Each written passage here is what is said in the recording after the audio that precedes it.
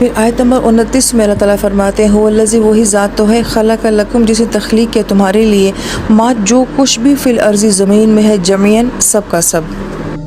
اب اس آیت مبارکہ کا پچھلی آیت کے ساتھ کیا ربط ہے کہ وہ رب کہ جس نے تمہیں ماں کے پیٹ میں روح کی صورت میں ڈالا ہے، اس سے پہلے کہ تم اس دنیا میں آؤ تمہارے آنے سے پہلے اللہ تعالیٰ نے تمہاری ہر ضرورت کی چیز اس دنیا میں تخلیق کر دی ہے۔ اور لکم کا لفظ آتا ہے، یہ جو لام آتا ہے اس کا مطلب ہوتا ہے کسی کام کو کسی کے لیے اسپیشلی کرنا، اور اللہ پاک فرماتے ہیں یہ سب دنیا کا نظام جو ہے میرے بندے میں نے تیرے لیے بنایا ہے۔ اور پھر ماں عموم کا معنی دیتا ہے، یعنی کہ جو کچھ بھی دنیا میں ہے وہ کس کے لیے بنایا گیا ہے، وہ اس انسان کے لیے بنایا گیا ہے۔ جیسے کہ بچے کے آنے سے پہلے اس کے کپڑے، اس کا جھولا، اس کی ہر چیز تیار ہوتی ہے، انسان کے دنیا میں آنے سے پہلے اللہ تعالیٰ نے اس دنیا میں جو آسانیاں اپنے بندے کے لیے ضروری تھیں وہ سب آسانیاں اس دنیا میں تخلیق کر دی ہیں۔ تو گویا کہ دنیا کا تخلیق کرنا انسان کے فائدے کے لیے ہے، یہ دنیا ہمارے نفع کے لیے ہے، اس میں جو کچھ بھی ہے وہ ہمارے نفع کے لیے ہے۔ ثم استویٰ پھر اللہ پاک متوجہ ہوئے الی السماء آسمان کی طرف، فسواہن بس اس کو برابر کر دیا، 7 سماوات 7 آسمانوں میں۔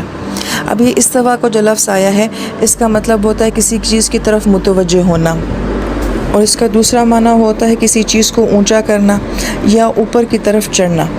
اب یہ لفظ جو ہے اللہ تعالیٰ نے اپنی ذات کے لیے استعمال فرمایا ہے، لہٰذا کچھ چیزیں قرآن پاک میں ایسی ہیں کہ جن کو ہم نہیں جان سکتے، جن کی حقیقت کے بارے میں ہم نہیں جان سکتے، جن کا تعلق جو ہے وہ غیب کے ساتھ ہوتا ہے۔ اس لیے ان آیات کے اوپر بالکل ایسے ہی ایمان لانا ضروری ہوتا ہے کہ جیسے اللہ تعالیٰ بیان کرتے ہیں۔ ہم صرف اتنی بات کر سکتے ہیں جو قرآن میں بیان ہوگی یا حدیث مبارکہ میں بیان ہوگی،